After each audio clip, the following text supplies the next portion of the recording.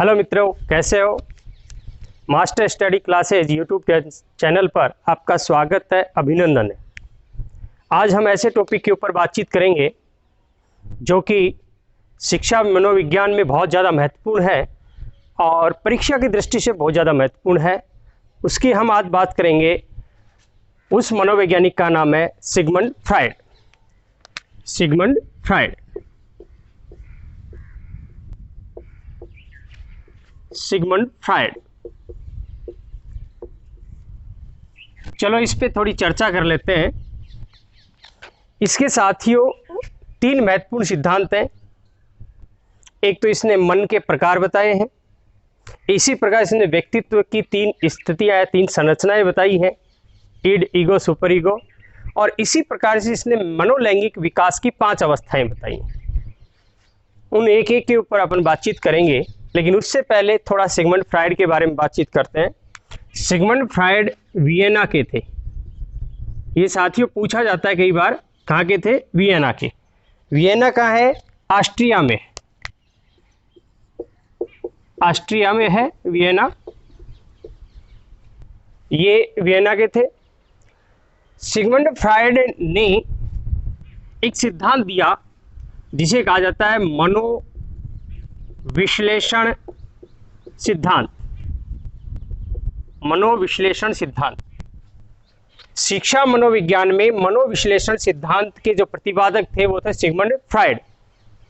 और साथियों एक विधि भी दी है, मनोवैज्ञानिक विधि। मनोविश्लेषणात्मक जो विधि के जनक भी पूछा जाए तो भी उसका आंसर आएगा सिगमंड फ्रायड। आप देखिए, इस मनोविश्लेषण सिद्धांत में इनके शिष्य थे जुंग, उनका भी इस सिद्धांत के विकास में योगदान है। और एक और थे एडलर। तो आपको यह भी ध्यान रखना है कि अगर प्रश्न आ जाता है कि मनोविश्लेषण सिद्धांत से संबंधित है तो प्रतिपादक तो हो गए आपके सिगमंड फ्रायड, लेकिन दो व्यक्ति और उसके समर्थक हो गए, जुंग और एडलर। तो हो सकता है कि भी प्रश्न पूछा जाए मनोविश्लेषण सिद्धांत से संबंधित हैं सिगमंड फ्रायड, जुंग, एडलर और एक शब्द उपयुक्त सभी, तब आंसर आएगा आपका उपयुक्त सभी।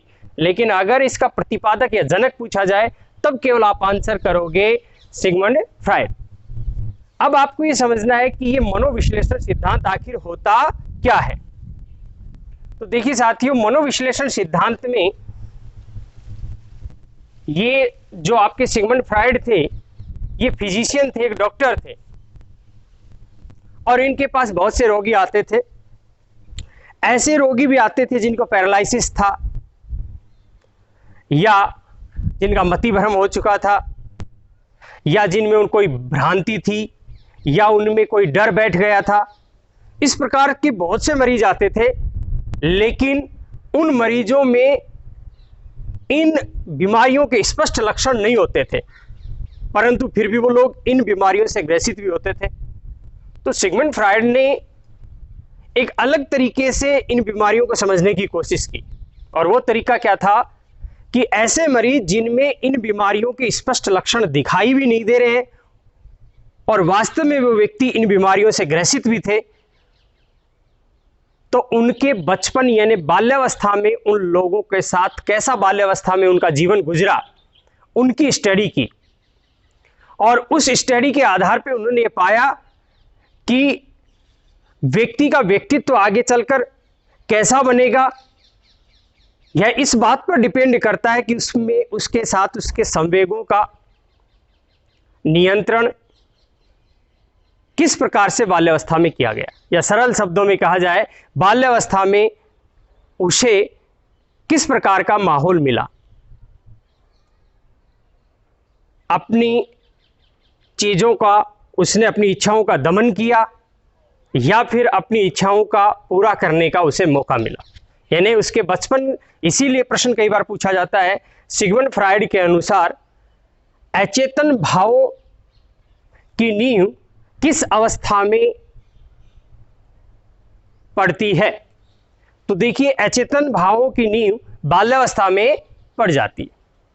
तो देखिए साथियों, मनोविश्लेषण सिद्धांत को समझने के लिए हम दो चीजों को देखेंगे, एक होता है अचेतन मन और एक होता है दमन। अचेतन मन जिसे हम अनकॉन्शियस माइंड कहेंगे,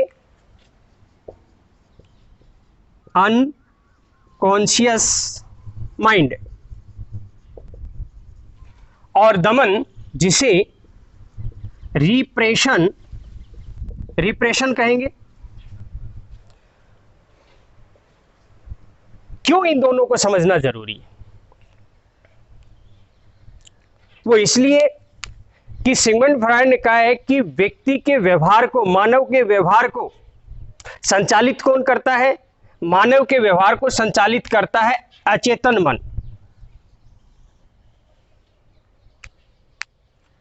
और व्यक्ति के समायोजन में सहायक होता है दमन। ऐसा सिगमंड फ्रायड ने माना है। तो अब साथियों, हम सिगमंड फ्रायड के दो सिद्धांत हैं, उनको अच्छे से समझेंगे तो सारी चीजें समझ में आती चली जाएंगी। जैसे मैं आपको बताऊं कि सिगमंड फ्रायड ये कहना चाहता है कि व्यक्ति कोई कार्य क्यों करता है, मोटिवेट क्यों होता है। तो उसने कहा कि उसके अचेतन मन में जो भाव है वो व्यक्ति को मोटिवेट करते रहते हैं। उसके व्यवहार को सबसे ज्यादा प्रभावित उसका अचेतन मन करता है, या यूं कहें, उसने ये कहा है कि ये अचेतन मन एक ऐसा मोटिव है, एक ऐसा अभिप्रेरक है जिसके बारे में व्यक्ति को या बालक को खुद को पता नहीं होता है, और फिर भी वह व्यक्ति के व्यवहार को सीधे तौर पे प्रभावित करता रहता है। साथियों, कई बार तो ये क्या करता है, परिस्थितियां बनने पर चेतन मन में, अचेतन मन की बातें चेतन मन में प्रकट होने लगती हैं, फिर व्यक्ति का व्यवहार प्रभावित होता है। कई बार ऐसा भी होता है कि वो चेतन मन में आने का प्रयास भी न करे, और फिर भी अचेतन मन में जो बातें छुपी हुई थी वो व्यक्ति के व्यवहार को सीधे तौर पे प्रभावित करती रहती। चलो तो उनके उन सिद्धांतों की बात करते हैं जिसमें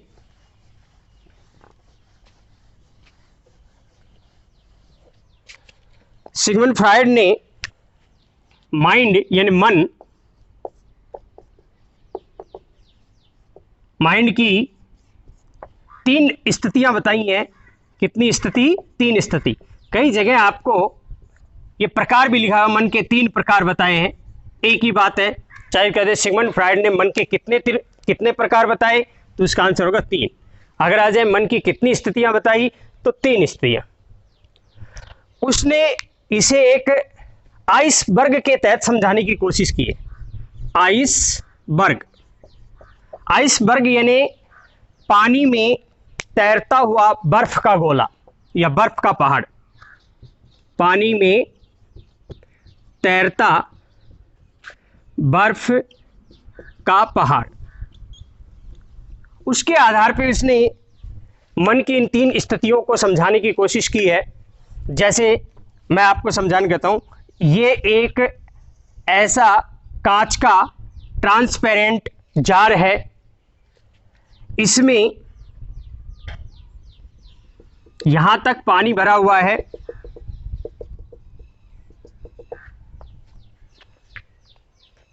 और इसके अंदर एक बर्फ का गोला गिरा हुआ है। इन्हें हमने आइस का एक टुकड़ा, बड़ा टुकड़ा इसके अंदर रख दिया है, डाल दिया है। ये जैसे इसको मैं करके दिखाने का प्रयास आपको करता हूं। तो इसने इस प्रकार से आइसबर्ग यानी एक बर्फ का पहाड़ बनाया, जिसको पानी में डाल दिया। वो पानी के अंदर तैर रहा है। उसका कुछ हिस्सा पानी से ऊपर होता है, लेकिन उसका अधिकांश हिस्सा किस में होता है? पानी के अंदर होता है।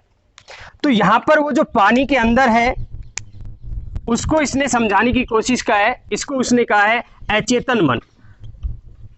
अचेतन मन, अचेतन मन इंग्लिश में आपके लिए रहेगा कि अनकॉन्शियस माइंड। Unconscious mind. अब देखिए, अब आपको कुछ हिस्सा इसके ऊपर दिखाई दे रहा है, पानी से ऊपर। इसे उसने कहा है कॉन्शियस माइंड। कॉन्शियस माइंड, यानी चेतन मन। अब देखिए साथियों, एक ऐसा हिस्सा होता है जब में पानी के अंदर कोई चीज तैरती हुई होगी तो कभी तो पानी के अंदर थोड़ी सी जाएगी, कभी पानी के ऊपर थोड़ी सी आएगी, अर्थात ये हिलती रहेगी, हिलता डुलता रहेगा। तो आपकी एक स्थिति ऐसी बनेगी, ये हिस्सा थोड़ा सा मैं लेके आ रहा हूं, आप समझ गए होंगे। चलो इससे इस कलर से कर लेता हूं जैसे आपको थोड़ा ध्यान है। पानी कहां तक था? यहां तक था ये पानी, लेकिन ये हिस्सा जो आपको रेड कलर से दिखा रहा हूं, ये हिलते हुए के कारण क्या होगा, कभी ये पानी के अंदर चला जाएगा, कभी पानी के ऊपर आ जाएगा। तो इसको उसने सिंबॉलिक रूप से समझाने की कोशिश क्या की है, इसे उसने कहा है सेमी या सब, चाहे उसे आप सेमी कॉन्शियस माइंड कह दो, कॉन्शियस माइंड, और चाहे उसे सब कॉन्शियस माइंड कह दो। हिंदी में इसे कहेंगे अर्ध चेतन मन, अर्ध चेतन मन। तो साथियों पुनः एक बार दोहराते हैं, सिगमंड फ्रायड ने मन की कितनी स्थितियां बताई हैं? 3 स्थितियां बताई हैं। जो पानी के अंदर है उसे हमने क्या मान लिया? अचेतन मन। जो पानी के ऊपर है उसे क्या मान लिया? चेतन मन। और जो पानी के अंदर, कभी पानी के अंदर जाता है कभी बाहर आ जाता है, उसको हमने क्या मान लिया? अर्ध चेतन मन। जैसे ही अपन देखते हैं इन तीनों में, तो आपको ये दिखाई दे रहा होगा पानी के अंदर ज्यादा हिस्सा है, इसलिए इसने ये बताया है कि अचेतन मन होता है वो 9/10 होता है, 9/10 भाग। यानी माइंड का कितना भाग अचेतन मन होता है, तो उसका आंसर आएगा अचेतन मन, अनकॉन्शियस माइंड, माइंड का 9/10 भाग होता है। फिर आपका आता है कॉन्शियस माइंड, चेतन मन कितना होता है? तो ये होता है 1/10, 1/10 भाग होता है किसका? माइंड का ही।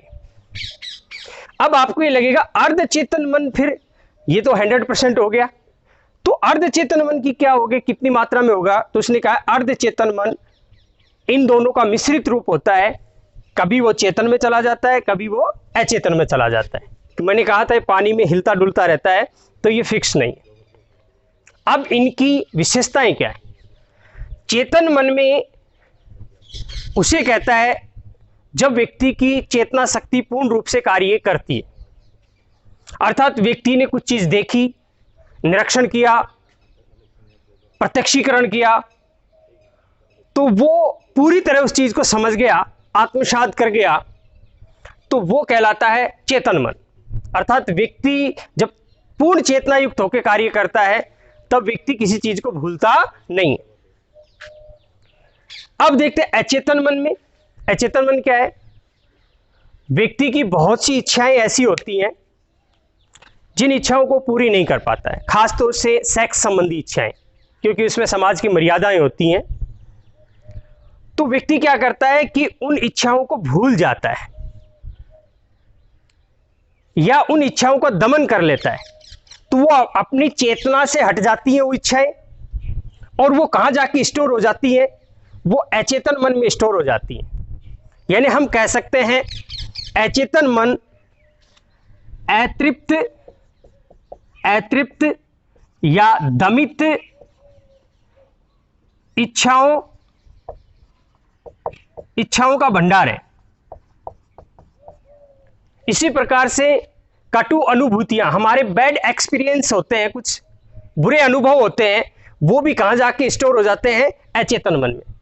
तो आपसे सीधा प्रश्न पूछा जाता है अतृप्त या दमित इच्छाएं या कटी अनुभूतियां का संबंध होता है चेतन मन से, अचेतन मन से, अचेतन मन से, तब आंसर आएगा आपका अचेतन मन से। अब आपको ये आता है कि ये अर्ध चेतन मन क्या है? ये मैंने पहले ही कहा है चेतन और अचेतन मन का मिश्रित रूप है। तो इसमें क्या होता है कि व्यक्ति को कुछ चीजें याद रहती हैं, कुछ चीज याद नहीं रहती। जैसे एग्जाम्पल के तौर पे आपको समझाता हूं, एक टीचर पढ़ा रहा है क्लास में, पढ़ाते पढ़ाते अपने किसी स्टूडेंट को उसे समझ में आ जाता है अब ये व्यक्ति ध्यान नहीं दे रहा है बच्चा, और कहता है खड़ा होके बता रहे मैं क्या पढ़ा रहा हूं, तो वो रुक रुक कर कुछ कुछ बताता है। ऐसा नहीं कि कुछ नहीं बता पा रहा है, बताता है, बताते बताते अटक जाता है या कुछ भूल जाता है, कुछ चीजें उसे याद रहती है और कुछ चीजें भूल जाता है। तो ऐसी स्थिति को हम क्या कह रहे हैं सिगमंड फ्राइड, ये अर्धचेतन मन की स्थिति है। कुछ भूल जाना, बताते बताते बीच में अटक जाना, रुक जाना, तो ये अर्धचेतन मन को परिलक्षित करता है। अब साथियों हम आगे चलकर इसी के साथ दूसरा सिद्धांत पढ़ेंगे जिसमें उसने ये सिगमंड फ्राइड ने यह बताया है व्यक्तित्व की जो बनावट है, व्यक्ति की जो पर्सनालिटी है, उस व्यक्तित्व की बनावट की भी उसने 3 स्थितियां बताई हैं, या कहें उसने व्यक्तित्व के 3 प्रकार बताए हैं। और वो फिर उन व्यक्तित्व के प्रकार जैसे इड, ईगो और सुपर ईगो का चेतन मन, अचेतन मन और अर्धचेतन मन से कैसे संबंध है उसको हम रिलेट करेंगे। तो साथियों आई होप कि आप इस चीज को अच्छे से समझ गए होंगे। अब मैं आगे चलता हूं इसके दूसरे सिद्धांत पर।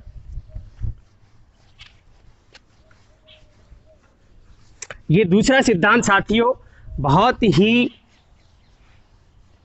अलग प्रकार से है और स्टूडेंट्स इसे समझ नहीं पाते, रटने का प्रयास करते हैं। आज कोशिश करेंगे कि आप उसको अच्छे से समझ पाओ। तो लेके चल रहे हैं इसका दूसरा सिद्धांत, व्यक्तित्व संरचना, व्यक्तित्व संरचना का सिद्धांत।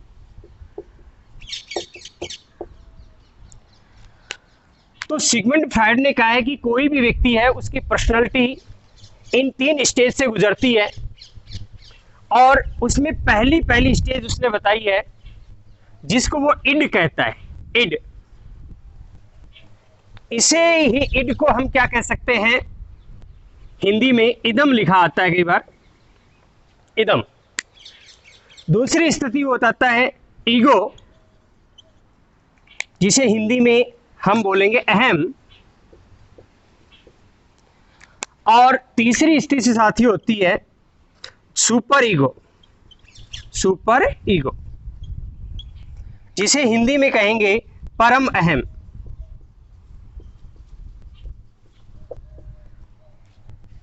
देखिए आपसे सरल शब्दों में, ये बच्चों जैसी चीजें हर कोई बताता है कि व्यक्तित्व की पहली स्थिति या पहली अवस्था कौन सी है, तो पहली अवस्था है इड। पहली के साथ साथ इसे आप पहली भी अवस्था कह सकते हो और निम्न अवस्था भी कह सकते हो, सबसे निम्न अवस्था, ठीक है। इसी प्रकार से वो कहता है कि दूसरी अवस्था, द्वितीय अवस्था कौन सी है, ईगो, या इसे ही क्या कह सकते हैं अपन द्वितीय अवस्था के साथ साथ इसे मध्य अवस्था या द्वितीय अवस्था। और इसे सुपर ईगो को क्या कहा जाता है कि सर्वोच्च अवस्था, सर्वोच्च अवस्था या अंतिम अवस्था। प्रश्न पूछा जाए व्यक्तित्व की सिगमंड फ्राइड के अनुसार अंतिम अवस्था कौन सी है, तो सुपर ईगो। मध्य अवस्था कौन सी, ईगो। और निम्नतम या पहली अवस्था है इड। अब आते हैं कि इड, ईगो और सुपर ईगो क्या है, एक एक के ऊपर बात करते हैं साथियों।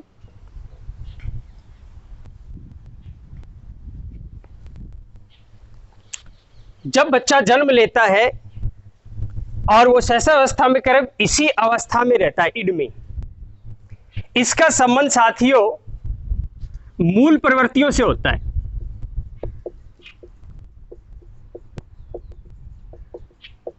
इड की स्थिति में जो व्यक्ति होता है उसका व्यवहार मूल प्रवृत्तात्मक होता है। मूल प्रवृत्ति जैसे कि आप समझते हो कि स्वार्थी बहुत अधिक होगा और ऐसा व्यक्ति केवल अपने बारे में सोचता है, इसलिए इसे कहा जाता है कि यह पूरी तरह आत्म केंद्रित होता है। आत्म केंद्रित, ईगो सेंट्रिक होता है भाई, आत्म केंद्रित, खुद के बारे में ही सोचता है। अब खुद के बारे में सोच रहा है तो आपको समझ में आ गया है कि इसमें नैतिकता है, नैतिकता नहीं है।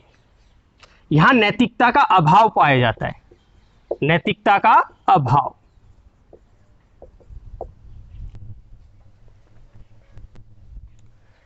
यहां उसका एक सिद्धांत काम करता है जिसे इंग्लिश में प्लेजर सिद्धांत, प्लेजर प्रिंसिपल, या हिंदी में उसे सुख या आनंद का शिखर, सुख का सिद्धांत।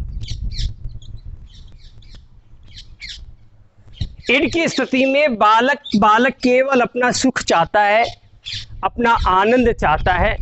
वो आनंद चाहे किसी भी तरीके से मिले, चाहे वो तरीका नैतिक हो अनैतिक हो, उसे उससे कोई फर्क नहीं पड़ता है, उसे तो केवल अपना सुख चाहिए।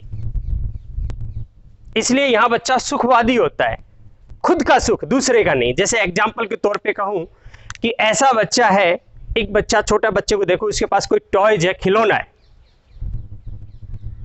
और उसका ही दूसरा भाई उस खिलौने के लिए रोने लग जाता है।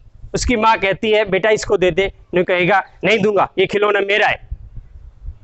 तू कहेगी बेटा कोई बात नहीं है, इसको दे दे, रो रहा है, रोने दे, मैं क्या करूं, मैं नहीं दूंगा, मेरी चीज।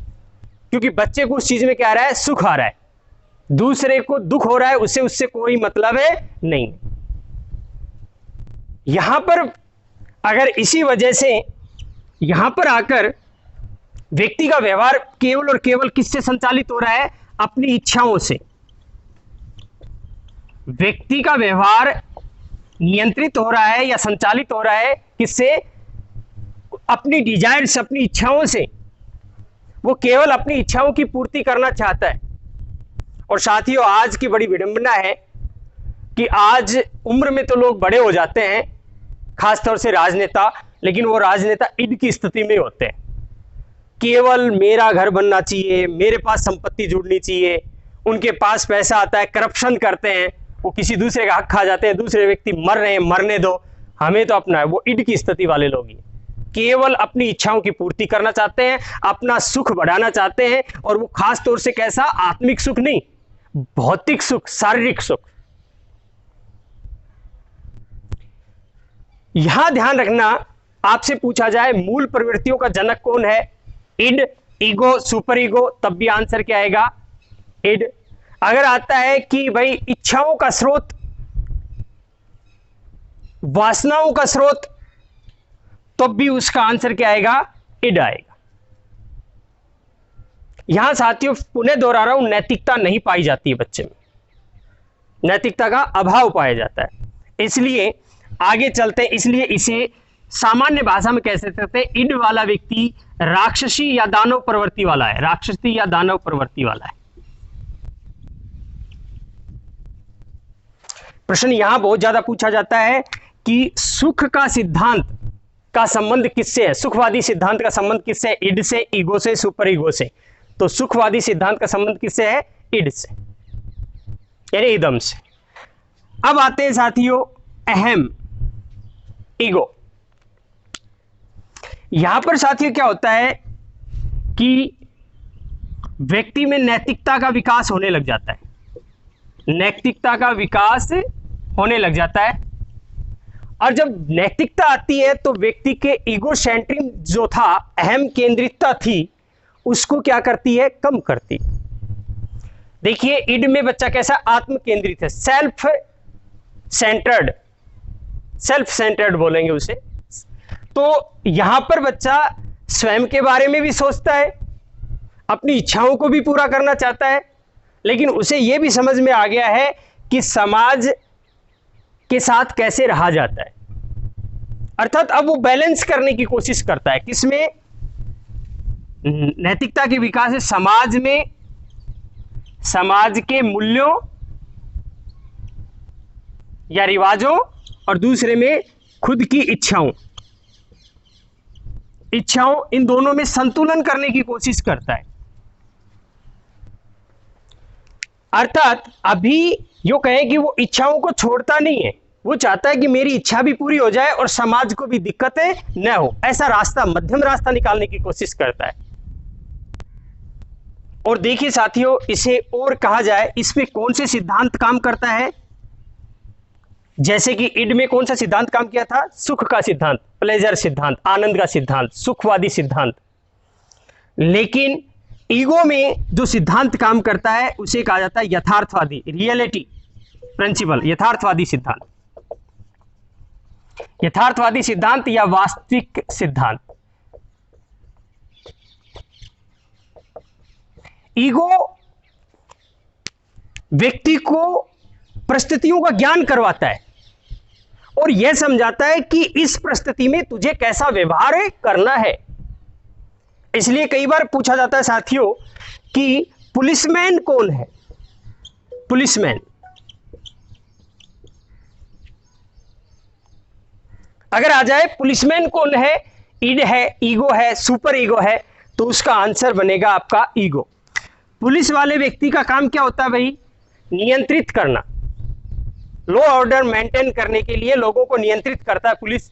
उसी प्रकार से मानव के व्यवहार को नियंत्रित करने का काम कौन करता है? मानव के व्यवहार को नियंत्रित करने का काम करता है ईगो। कैसे?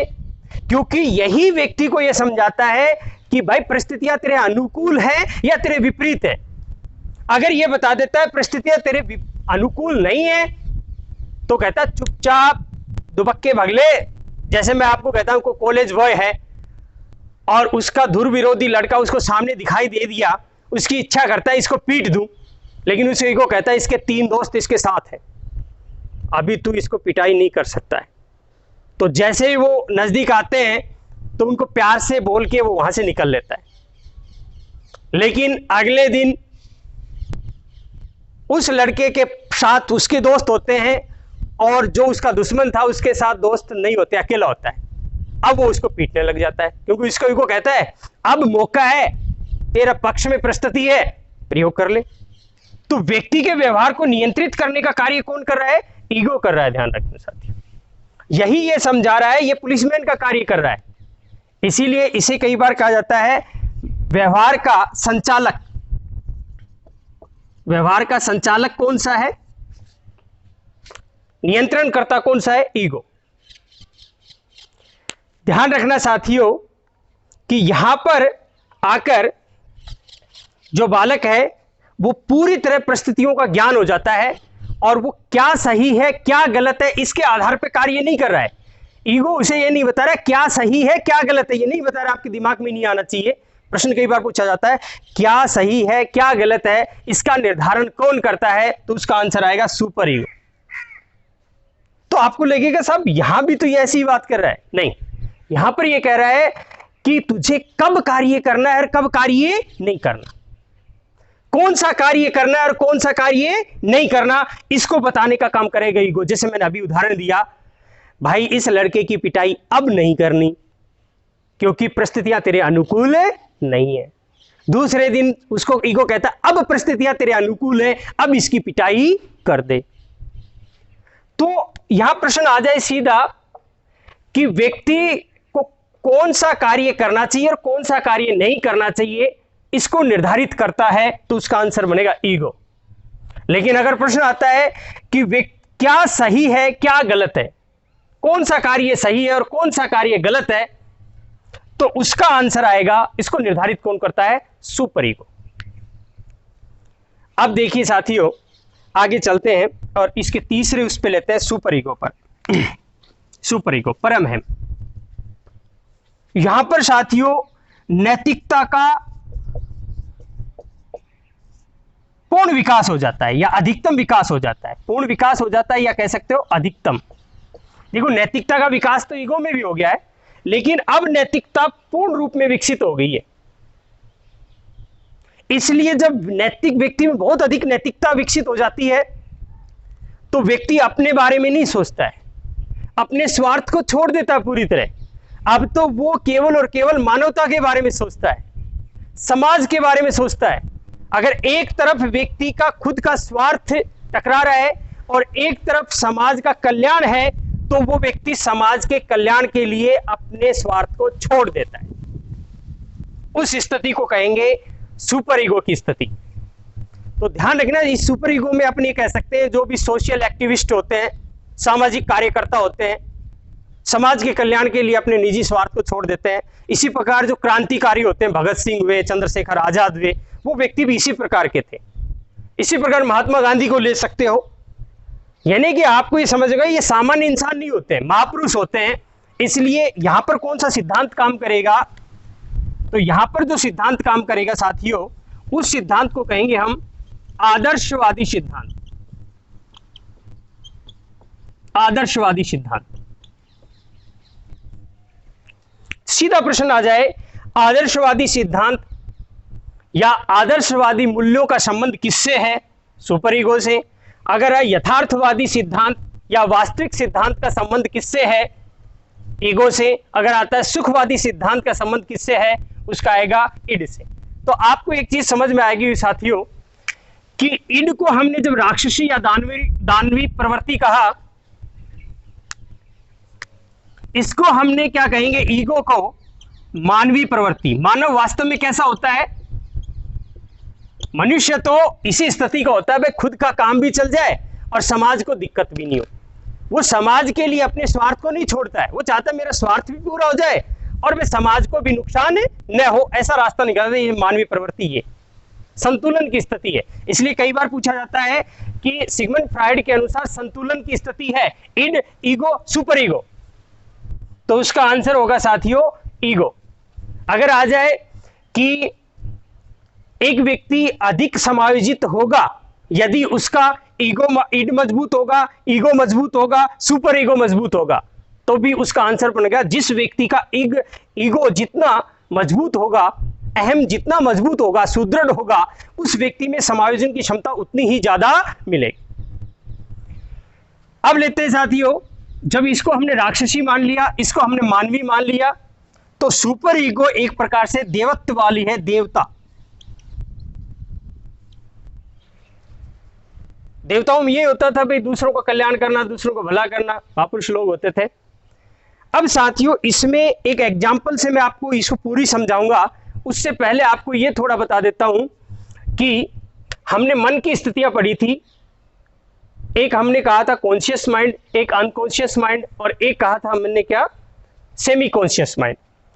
तो इड है, इड का संबंध अनकॉन्शियस माइंड से है, अचेतन मन से है, अचेतन मन। अब आपको समझ में आता रहेगा। इड है, इदम है, इसका संबंध किससे है? अचेतन मन से है। ईगो का संबंध चेतन प्लस में अचेतन दोनों से है। ईगो का संबंध चेतन और अचेतन दोनों से है। और सुपर ईगो का संबंध, सुपर ईगो का संबंध केवल चेतन मन से। ये आपसे प्रश्न पूछे जा सकते हैं, इसलिए इस चीज का ध्यान रखेंगे कि ईड का संबंध अचेतन मन से है, ईगो का संबंध चेतन और अचेतन मन से है, और सुपर ईगो का संबंध चेतन मन से। आशा करता हूं ये चीजें आपको समझ में आ गई होंगी। अब अपन कोशिश करते हैं, इनको एग्जाम्पल से समझाता हूं को आपको, इड, ईगो और सुपर ईगो को। साथियों दो एग्जाम्पल अगर आपने समझ लिए तो यो समझे कि ये जीवन में आपको कभी भी किसी भी प्रकार से क्वेश्चन आए आप गलत नहीं करेंगे।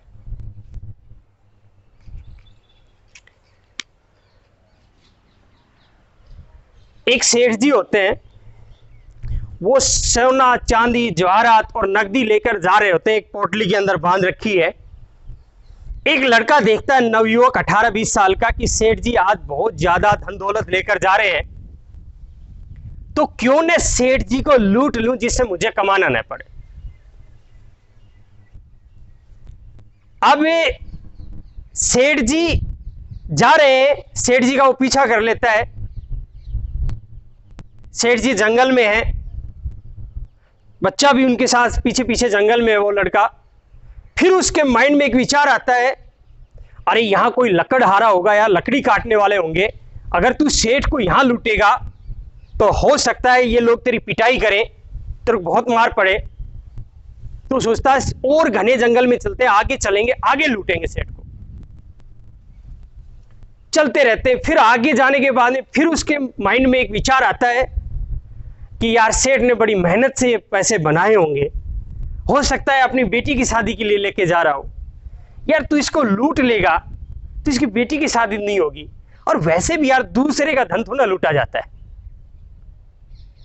तो यहां साथियों 3 विचार आ रहे हैं उसमें। सबसे पहला विचार कर रहा है कि मैं सेठ को लूट लूं, भाड़ में जाए दुनिया, भाड़ में जाए सेठ, भाड़ में जाए सेठ की परिस्थितियां, हमें तो लूटना है। तो वो किस स्थिति में है? इड की स्थिति में। जैसे उसका दूसरा विचार आया कि नहीं, जंगल में लकड़हारे भी हो सकते हैं और वो तेरी पिटाई कर सकते हैं, तो अभी वो लूटने का विचार नहीं छोड़ा है। उसने सोचा यहां नहीं लूटना है, क्योंकि यहां तेरी पिटाई हो सकती है, यहां तेरे को लोग पकड़ सकते हैं। वहां लूटेंगे जहां पर कोई इस सेठ को बचाने वाला नहीं होगा। तो वो क्या बता रहा है भाई? ईगो, परिस्थितियों का एहसास करा रहा है, सिचुएशन समझा रहा है उसे, सिचुएशन तेरे अनुकूल है या नहीं है। और तीसरा आता है फिर आगे, उसमें एक विचार आता है कि नहीं यार, सेठ की बेटी की शादी होगी, उसमें धन को खर्च करेगा, इसने बड़ी मेहनत से बनाया है, और फिर दूसरे का धन तो हमें लूटना भी नहीं चाहिए। ये विचार अब क्या आ गया? आदर्श की स्थिति आ गई उसमें। तो सुपर ईगो। एक ही एग्जाम्पल से साथियों मेरे हिसाब से आपको समझ में आ गया होगा, और एग्जाम्पल समझाने का प्रयास करता हूं। एक लड़का होता है मलचले किस्म का, लड़कियों को छेड़छाड़ करने वाला। किसी सुंदर सी लड़की को आता देखता है, उसका मन करता है कि अब इसके साथ छेड़छाड़ करूंगा, कोई कमेंट पास करूंगा। लेकिन इतने में देखता है कि कोई बुजुर्ग भी उधर से आ रहा है, 2-3 व्यक्ति और आ रहे हैं, तो उसे लगता है अब चुप हो जा, यहां नहीं बोलेंगे, इसके पीछे पीछे चलते हैं, वहां बोलेंगे जहां कोई नहीं होगा। लेकिन आगे चलते चलते फिर उसके दिमाग में विचार आ जाता है, अरे यार, इस प्रकार तेरी बहन कोई जा रही हो और तेरी बहन को इसी प्रकार कोई लड़का कमेंट पास करे तो तेरे को कैसा लगे। तो साथियों, आपको इस एग्जाम्पल से भी तीनों स्थितियां समझ में आ गई होंगी। जो लड़की को छेड़ने का विचार करता है, अपनी इच्छा को पूरी करना चाहता है, इड की स्थिति में। लेकिन वो देखता है कि कुछ लोग आ रहे हैं गली में, तो सोचता है कि तेरे को लोग पीट सकते हैं, परिस्थितियां बता रहे हैं, परिस्थितियां तेरे अनुकूल नहीं है, इसलिए वो अपने व्यवहार को क्या कर लेता है? कंट्रोल कर लेता है। मन का नियंत्रक, मन का संचालक, मैंने थोड़ी देर कहा था, मन का नियंत्रक या मन का संचालक कौन होता है? ईगो होता है। और जैसे ही साथियों आगे चलकर ये विचार करता है कि तेरी बहन को अगर इस प्रकार कोई करे तो तेरे को कैसा लगे, तो व्यक्ति उस प्रकार का नहीं करता है, तो वो है सुपर ईगो की स्थिति। एक उदाहरण और दूंगा साथियों कि जीवन में कभी भूल ही नहीं पाओगे आप। एक स्टूडेंट है, एक स्टूडेंट से तीनों सिचुएशन बता दो। एक स्टूडेंट है, परीक्षा हॉल के अंदर बैठा हुआ है, और वह परीक्षा हॉल में और भी साथी बैठे हुए हैं, तो वो केवल और केवल ये चाहता है कि मुझे पास होना है। तो पास होना है तो मुझे नकल करनी है। अब उस दूसरा कोई साथी कहता है यार नकल नहीं करनी चाहिए, होगा यार ये मेरे को उपदेश मत सुना, मुझे तो पास होना, और पास होने के लिए चाहिए मुझे नकल करनी पड़े, मैं नकल करूंगा। तो वो नकल लेके जाता है। तो किस स्थिति में? इड की स्थिति में। लेकिन वो देखता रहता है, तब तक नकल नहीं करता है जब तक कि परीक्षा हॉल में जो टीचर ड्यूटी दे रहे हैं वो किसी काम में व्यस्त नहीं हो जाए या किसी दूसरे टीचर के साथ बातचीतें न करने लग जाए। वो सोचता है जैसे गुरुजी का ध्यान इधर उधर होगा तब मैं नकल करूंगा, और फिर वो नकल करने लग जाता है। तो वो कुछ स्थिति में है? ईगो की स्थिति में। ईगो उसे समझा रहा है कब तुझे नकल करनी और कब तुझे नकल नहीं करनी। लेकिन एक साइड में और बच्चा बैठा है, वो नकल करके उसकी तरफ ही कहता है तेरे को नहीं आ रहा, ले पर्ची ले ले, नकल कर ले। वो कहेगा फेल हो जाऊंगा लेकिन नकल नहीं करूंगा। तो कहेगा क्यों? गुरुजी नहीं है, गुरुजी ध्यान नहीं दे रहे हैं। बोला गुरुजी ध्यान दे या न दे, चाहे गुरुजी इस कक्ष से बाहर भी चले जाए तो भी मैं नकल नहीं करूंगा, चाहे मैं फेल हो जाऊं। तो वो है सुपर ईगो की स्थिति। उम्मीद करता हूं साथियों ये आपको अच्छे से समझ में आया होगा। अगर ये समझ में आया तो मास्टर स्टडी क्लासेस को लाइक करो और इस कार्य को आगे से आगे लोगों तक पहुंचाओ।